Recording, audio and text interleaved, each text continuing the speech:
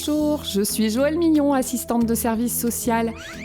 Ces vidéos sont faites pour vous apporter quelques lumières sur l'environnement social français. Elles ont pour but de vous aider concrètement.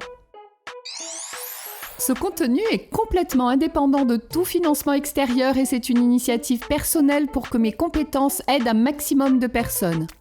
Après vous avoir expliqué ce qu'est l'AS, je vais vous dire comment la trouver.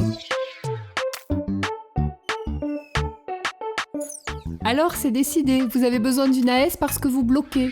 Cherchons-la ensemble. Celles que l'on trouve le plus facilement travaillent au conseil départemental.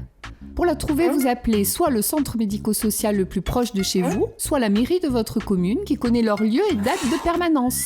Leur mission les amène à intervenir pour tous les publics, pour tous les types de soucis, sur un secteur géographique déterminé. Quel que soit l'endroit où vous vivez, il y en a une. Chargée du soutien des habitants de la commune ou bien de votre quartier lorsque vous habitez une grande ville. Dans les faits, et pour simplifier, tout le monde peut être aidé par une AS du conseil départemental, mais vous pourriez être soutenu par une autre AS. C'est par exemple celle que vous pouvez consulter au sein de votre entreprise si celle-ci a fait le choix d'en employer une. Vous pourrez la contacter pour tout ce qui vous concerne et serez sûr qu'elle vous soutiendra dans le respect du secret professionnel. Ce qui signifie qu'elle n'a pas le droit de répéter ce qui s'est dit entre vous à votre employeur ou à d'autres personnes.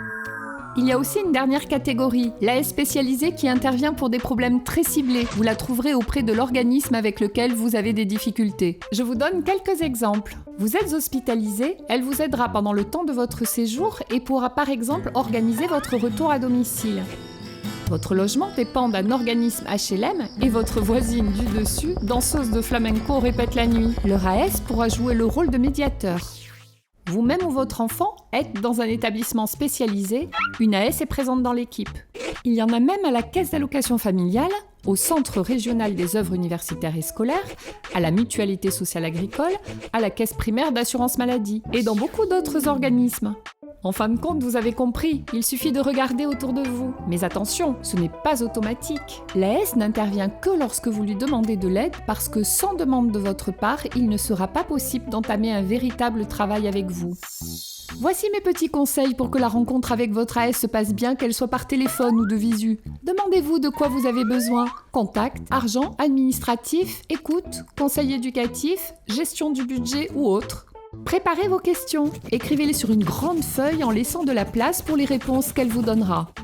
Cette préparation vous permettra de vous sentir à l'aise avant l'entretien et pendant. Vous irez à l'essentiel. Ah oui, j'oubliais, ne mentez pas et n'omettez rien d'important. L'analyse de l'AS n'en sera que plus pertinente et vous gagnerez tout de du temps. Vous pouvez exprimer vos émotions. Elle en a l'habitude. Un paquet de mouchoirs est à votre disposition en cas de besoin.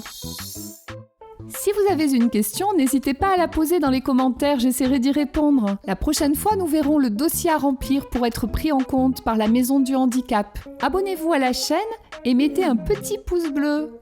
À bientôt!